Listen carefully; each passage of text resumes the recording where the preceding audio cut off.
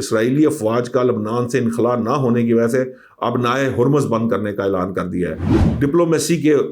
محاذ پر ایران نے امریکہ کو برے طریقے سے پھنسا لیا ہے۔ پوری دنیا کی کمزوری اب نائے ہرمز ہے، کیونکہ وہ توانائی کی ترسیل کا شارک کہلاتی ہے اب، اور ایران کے ہاتھ میں وہ ایٹم بم سے زیادہ بڑی طاقت آ چکی ہے۔ اسرائیل کو البتہ جو ہے وہ نکیل ڈالنے کی ضرورت ہے، اور اس کے لیے امریکہ کوشش تو کر رہا ہے۔ السلام علیکم ناظرین، آپ دیکھ رہے ہیں لمحہ نیوز اور میں ہوں نوشاد علی خان۔ ناظرین، آپ کے لیے ایک اچھی خبر ہے اور ایک بری خبر ہے۔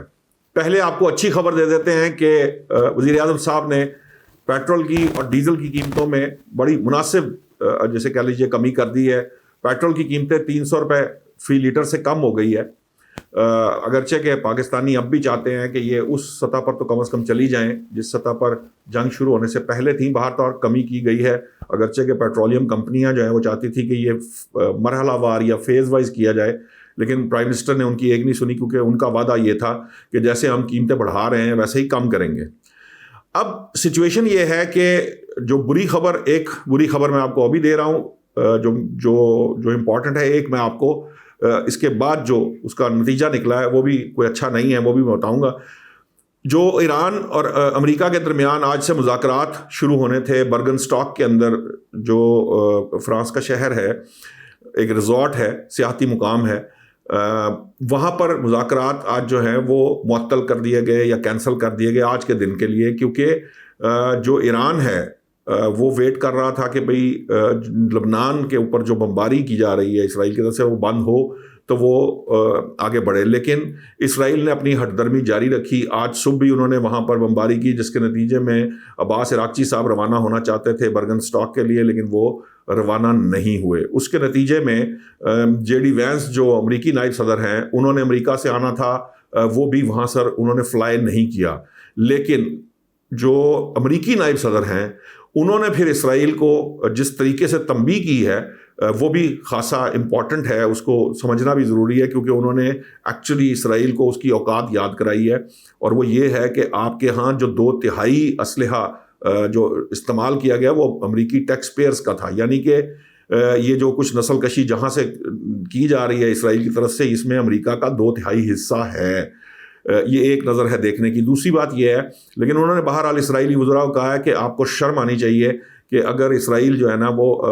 اس کی تمام سپورٹ امریکہ کی طرف سے نہ ہو تو اسرائیل جو ہے نا وہ نہ کوئی جنگ جیت سکتا، نہ یہ ایکسپینشن کر سکتا، نہ کچھ اور۔ ان الفاظ کے ساتھ انہوں نے اچھی خاصی ٹھکائی کی ہے اسرائیلی وزراء کی، وہ جو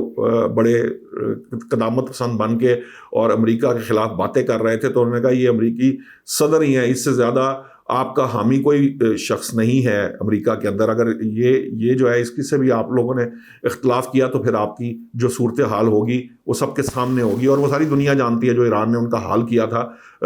جب ان کے ہاں میزائل گر رہے تھے، تو یہ امریکہ ہی ایکچولی اس وقت بھی یہ جنگ بندی ایکچولی اسرائیل کو بچانے کے لیے ہی کی گئی تھی، لیکن چونکہ اسرائیل اپنی سرشت سے باز نہیں آتا، وہ یہ سمجھ رہا ہے کہ لبنان کے معاملے کو وہ اکیلا ڈیل کرے گا، جبکہ ایران جو ہے اس نے مفاہمتی یادداشت میں یہ شامل کرایا ہے کہ خطے کے تمام محاذ جو ہیں اس پر جنگ بندی ہوگی۔ ایکچولی تو فلسطین بھی اس کا حصہ ہے، لیکن اسرائیل چونکہ مانتا نہیں ہے، اس کا قبضہ ہے، اور اب جو معاملہ ہے وہ زیادہ گھمبیر صورتحال اختیار کر رہا ہے، کیونکہ ایران نے لبنان پر حملے بند نہ ہونے کی وجہ سے اور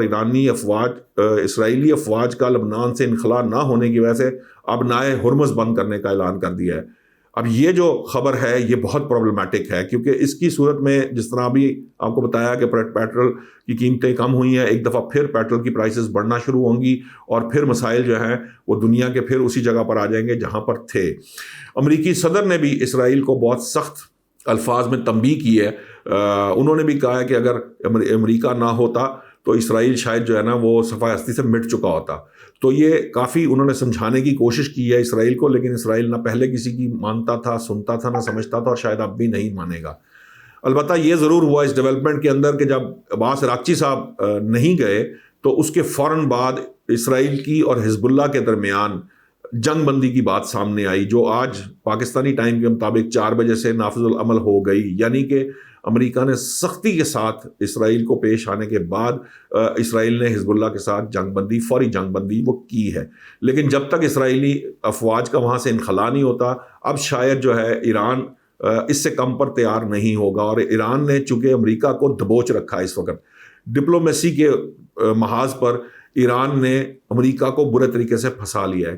اس کو کمزوری کا پتہ چل چکا ہے، کیونکہ پوری دنیا کی کمزوری اب نائے ہرمز ہے، کیونکہ وہ توانائی کی ترسیل کا شارک کہلاتی ہے اب، اور ایران کے ہاتھ میں وہ ایٹم بم سے زیادہ بڑی طاقت آ چکی ہے، تو اب اس نے پھر اس کو بند کرنے کا اعلان کیا ہے۔ اب پھر پاکستان سمیت دیگر اقوام کو اب بھاگ دوڑ کرنی پڑے گی تاکہ اس معاملے کو کنٹرول کیا جا سکے، کیونکہ یہ معاملہ اب پھر بگڑتا نظر آ رہا ہے۔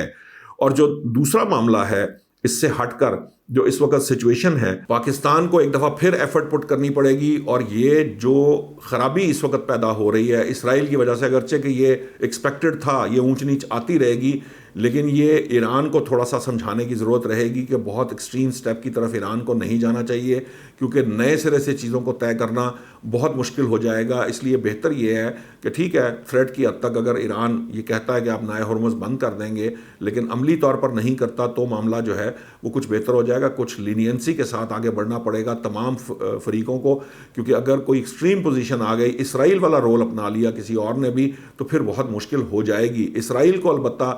جو ہے وہ نکیل ڈالنے کی ضرورت ہے، اور اس کے لیے امریکہ کوشش تو کر رہا ہے۔ میرا یہ خیال ہے کہ یورپ اور دیگر ممالک، عرب ممالک خاص طور پہ، انہیں بھی مل کر اس کے اندر امریکہ کے ہاتھ مضبوط کر کے یہ اسرائیل کو پابند کرنا چاہیے کہ وہ اس مفاہمتی یادداشت کی ہر شق کے اوپر عمل کرے۔ اگر ایسا نہ ہوا تو پھر اس مفاہمتی یادداشت کو کسی پراپر معاہدے میں جو 2 ماہ کے اندر ہونے ہیں اس کی طرف لے جانا مشکل ہو جائے گا، اور اسرائیل چاہتا بھی یہی ہے۔ اسرائیل کی اس خواہش کو پاکستان نے پہلے جو مسلمان ممالک کو آپس میں لڑانے کی سازش تھی اس کو بھی سبوتاژ کیا ہے، اور پاکستان نے اس کا مقابلہ کیا ہے۔ اب بھی پاکستان کے ساتھ مل کر دنیا کے دیگر ممالک کو اسرائیل کی جو مزید خواہشات ہیں اس کو کنٹرول کرنے کی ضرورت ہے، اس کو کنٹرول کیا جانا چاہیے۔